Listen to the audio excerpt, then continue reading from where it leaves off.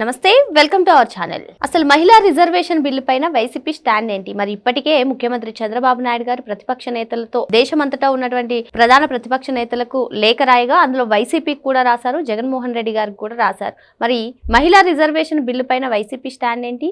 Bill ఆమోదం పొందే సమయంలోనే అమరావతి నుంచి అందరూ వీక్షించే విధంగా చూడాలని అందరూ ముఖ్యమంత్రి చంద్రబాబు నిర్ణయం తీసుకున్నారు. దీనికి వైసీపీ ఎమ్మెల్యేలను కూడా పిలువనున్నారు. అసలు ఏం జరగబోతుంది? మరి వైసీపీ వస్తుందా? ఇటువంటి అంశాలన్నీ కూడా చర్చించడానికి మనతో పాటుగా ఉన్నారు సీనియర్ జర్నలిస్ట్ డివి శ్రీనివాస్ గారు. నమస్తే సార్. నమస్తే. దేశమంతటా కూడా సర్వత్రా ఆసక్తికరంగా ఎదురు చూస్తున్నారు మహిళా రిజర్వేషన్ బిల్లు గురించి. మరి ఈ బిల్లుకు ఆమోదం తెలపాలంటూ అందరు ప్రతిపక్ష నేతలకి, ప్రతిపక్ష పార్టీలందరికీ కూడా చంద్రబాబు నాయుడు గారు ఇప్పటికే లేఖ రాశారు సార్. అందులో వైసీపీ జగన్మోహన్ రెడ్డి గారు కూడా ఉన్నారు. సో ఈ బిల్లు ఆమోదం పొందే అవకాశాలు ఉన్నాయంటారా? ఆమోదం పొందే ఘట్టాన్ని కూడా అమరావతి వేడుకగా అందరూ వీక్షించాలని చెప్పి చంద్రబాబు నాయుడు గారు ఒక నిర్ణయం తీసుకున్నారు. మరి దీనికి వైసీపీ నేతలకు కూడా ఇన్వైట్ చేయనున్నారు. వాళ్ళు వస్తారంటారా మరి అమరావతికి? దేశం మొత్తం ఈరోజు పార్లమెంట్ వైపు చూస్తోంది. ఇప్పుడు అక్కడ ఉన్నటువంటి నియోజకవర్గాల పునర్విభజన, మరోవైపు మహిళా రిజర్వేషన్స్. అసలు 30 ఏళ్లుగా ఎదురు చూస్తున్నటువంటి ఈ 33% రిజర్వేషన్, మొత్తం భారత మహిళ ఈ శుభ సందర్భం, ఈ చారిత్రక ఘట్టం కోసం ఎదురు చూస్తుంటే జగన్మోహన్ రెడ్డి ఎక్కడ? వైఎస్ఆర్ కాంగ్రెస్ పార్టీ ఎంపీల స్టాండ్ ఏంటి? ఇప్పుడు వాళ్ళకి 4 ఉన్నారు ఇక్కడ లోక్సభలో, రాజ్యసభలో ఒక 7 ఉన్నారు. ఇప్పుడు 11 మంది ఇంతవరకు కూడా ఏంటి ఒక స్టేట్మెంట్ ఇవ్వకపోవడం, దీన్ని బలపరుస్తున్నాం, లేదు దీనికి వ్యతిరేకం, మేము ఎన్డీఏ వైపు ఉన్నాం, మేము లేకపోతే ఇండియా కూటమి వైపు ఉన్నాం అంటే గోడ మీద పిల్లిలాగా. ఇప్పుడు వాళ్ళకు కూడా 40% ఓట్ బ్యాంక్ ఉంది కదా, వాళ్ళే చెప్పుకుంటారు కదా, అబ్బో 40% మాకు ఓట్ బ్యాంక్ ఉన్నది, మహిళల ఓట్లు మరి మీకు లేవా అంటే ఒక మహిళా ద్రోహిగా జగన్మోహన్ రెడ్డి ఈ నాంచుడు ధోరణి మనం చూసాం. చంద్రబాబు ముఖ్యమంత్రిగా మీరే చెప్పారు, అన్ని పార్టీలకి లేఖలు రాశారు ఈ బిల్లుల్ని బలపరచండి అని. ప్రధానమంత్రి మోడీ అయితే అసలు మహిళలందరికీ ఒక బహిరంగ లేఖే రాశారు. ఇది దేవేగౌడ ప్రధానిగా ఉన్నప్పటి నుంచి ఎదురు చూస్తున్నది. ఎంతమంది ప్రధానులు మారారమ్మా? వాజ్పేయి అయితే ఆయన హయాంలో 3 సార్లు ఈ బిల్లు ఆమోదించాలని చూశారు, వల్లగాలేదు. అప్పుడు ఇవే దుష్ట శక్తులు మహిళా రిజర్వేషన్ బిల్లుని అడ్డుకున్నాయి. ఒక పురుషాధిక్యత, అటు ములాయం సింగ్ యాదవ్ లేకపోతే ఇటు లాలూ ప్రసాద్ యాదవ్ ఆ రోజు ఈ బిల్లును ఆమోదం పొందనీయకుండా ఎలా చేశారో చూసాం. ఇప్పుడు తర్వాత మన్మోహన్ సింగ్ 10 ఏళ్లలో ఏం జరిగింది? రాజ్యసభలో బిల్లు ఆమోదం పొందింది, లోక్సభలో దాన్ని పెండింగ్ పెట్టారు ఆమోదించకుండా, లేకపోతే ఆ రోజే అయిపోయేది. యూపీఏ ఇవాళ ఒక మహిళా ద్రోహి అలయన్స్గా మారిన పరిస్థితి. ఇప్పుడు కూడా అదే జరుగుతోంది. మళ్ళీ ఇప్పుడు నరేంద్ర మోడీ మనం చూసాం, 2023లోనే మహిళా రిజర్వేషన్ బిల్లు ఆమోదం పొందింది, అటు లోక్సభలో ఇటు రాజ్యసభలో కూడా ఆమోదం పొందింది. కాకపోతే 2024 ఎన్నికల్లో అమలు చేయలేదు. ఎందుకని? అప్పటికి వ్యవధి చాలా తక్కువ, ఎన్నికలు తరుముకొస్తున్నటువంటి దీంట్లో అది రాజకీయ పార్టీలకు కూడా అది కొంచెం కష్టసాధ్యం. అభ్యర్థులు దొరకటం, అంతమందిని పెట్టుకోవటం. 2029 నుంచి అమలు చేస్తామన్నారు. ఇప్పుడు దీనికి అనుబంధంగా ఏం చేశారు? నియోజకవర్గాల పునర్విభజన కూడా తీసుకొచ్చారు. అంటే జనాభా ప్రాతిపదికన మరి నియోజకవర్గాల పునర్విభజన చేస్తే దక్షిణాదికి అన్యాయం జరుగుద్ది. కుటుంబ నియంత్రణ పాటించిన రాష్ట్రాలు ఆ రోజేంటి మరి వాళ్ళొక గ్రేడింగ్ పెట్టారు, దాన్ని బట్టే కేంద్రంలో నిధులు అన్నారు. దక్షిణాది రాష్ట్రాలన్నీ కూడా ఇవాళ పోటీ పడ్డాయి, ఫ్యామిలీ ప్లానింగ్ పాటించాయి. ఫలితంగా ఇవాళ జనాభా కట్టడి జరిగింది, నియంత్రించబడింది. కానీ ఉత్తరప్రదేశ్, బీహార్, రాజస్థాన్ ఆ వెనుకబడిన రాష్ట్రాలు వాళ్ళు ఫ్యామిలీ ప్లానింగ్ పాటించకపోవటం వల్ల జనాభా విపరీతంగా పెరిగిన నేపథ్యంలో ప్రజెంట్ సెన్సస్ అయినా లేదు 2011 సెన్సస్ అయినా సెన్సస్ ప్రకారం పునర్విభజన జరిగితే దక్షిణాదికి అన్యాయం జరుగుద్ది. కాబట్టి మధ్య మార్గంగా మోడీ, షా ఏం చేశారు? ఈ 50% అప్రైజ్ తీసుకున్నారు. అంటే రాష్ట్రాల వారీగా ఇప్పుడు ఏ నిష్పత్తి అయితే ఉందో అదే నైష్పత్తిక రేటు ప్రకారం 50%. ఇప్పుడు 542 స్థానాలు ఉన్నాయనుకో, ఇప్పుడు ఆంధ్రప్రదేశ్లో ఎన్ని ఉన్నాయి? 25, 50% rice. Telangana 17, 50% rice. West Bengal 42, 50% పెరిగిపోతాయి. ఉత్తరప్రదేశ్ 80 ఏమున్నాయనుకో, వాటన్నిటినీ అలా దామాషాగా పెంచుతూ దానివల్ల నష్టం లేదు. ఎవరికి అన్యాయం? జరగని మధ్య మార్గాన్ని ప్రతిపాదించిన స్టాలిన్ రెచ్చగొడతాడు. అంతకుముందు అదే చేశారు. వీళ్ళందరితో ఒక ఇండియా కూటమి ముఖ్యమంత్రులతో మీటింగ్ అన్నాడు, పిలిచాడు స్టాలిన్. రేవంత్ రెడ్డి వెళ్ళాడు, లేకపోతే అటు కేటీఆర్ కూడా వెళ్ళాడు. అప్పుడు బీఆర్ఎస్ నుంచి మనాడు జంప్. ఎవరు? జగన్ ఆ మీటింగ్ పోకుండా మళ్ళీ ఎక్కడ మోడీ కోపం వచ్చుద్దో అని ఒక లేఖ ఒకటి రాసి మద్దతు చెప్పాడు. అసలు ఎందుకు ఈ ద్వంద్వ ప్రమాణాలు, ఈ డబల్ స్టాండర్డ్? ఉంటే ఆ కూటమిలోకి వెళ్ళిపో, ఇండియా కూటమి.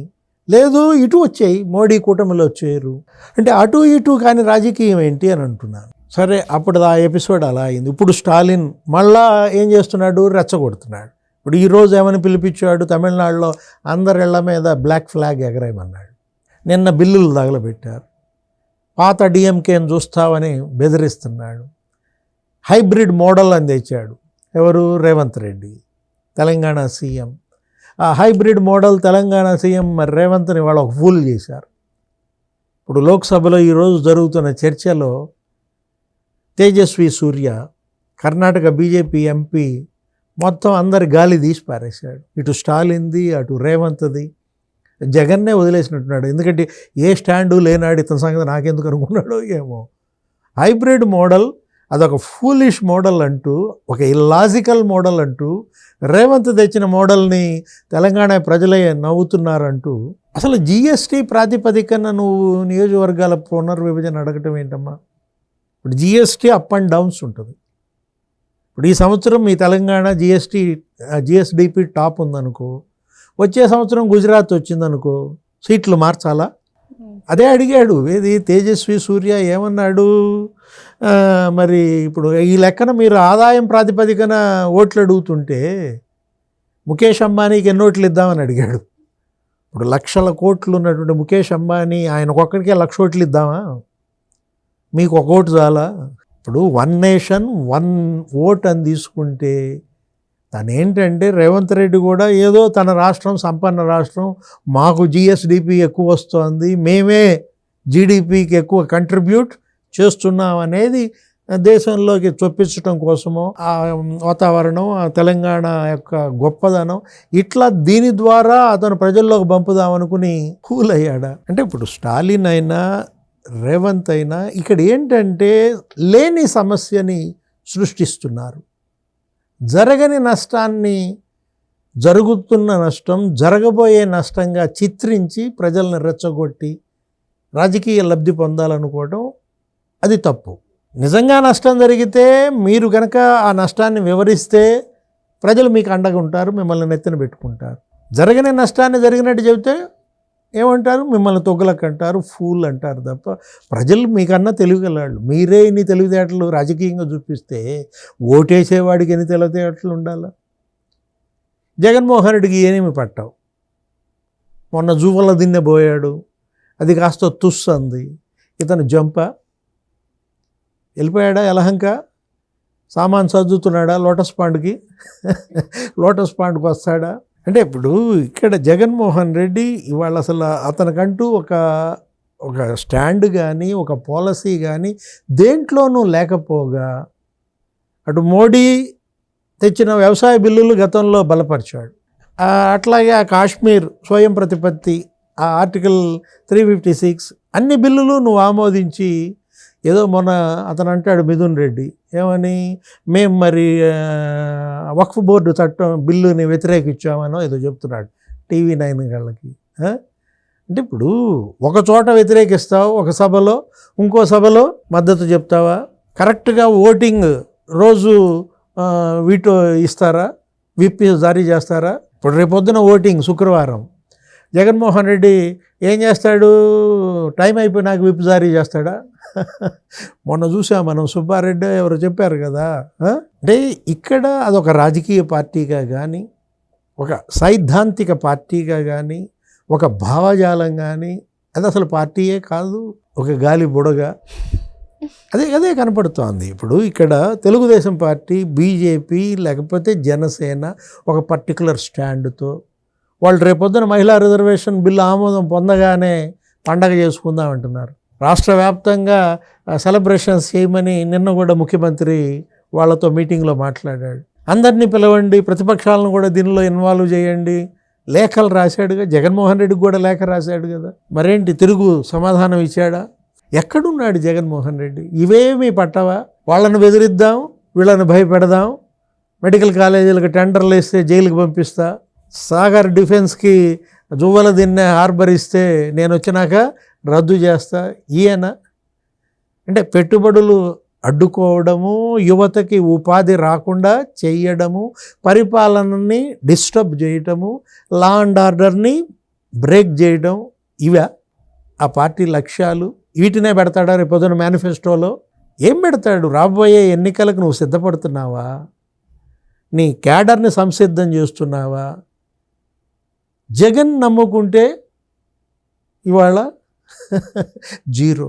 ఏది ఇవాళ అది తెలుసుకోవాలా. అక్కడ ఉన్నటువంటి లీడర్స్ కానీ, ఆయన క్యాడర్ కానీ ఇట్లాంటి ఒక విధానం, ఒక సిద్ధాంతం, ఒక భావజాలం లేనటువంటి జెండా మోయాల్సిన అవసరం ఉందా? ఆ పార్టీలో ఉండాల్సిన అవసరం ఉందా?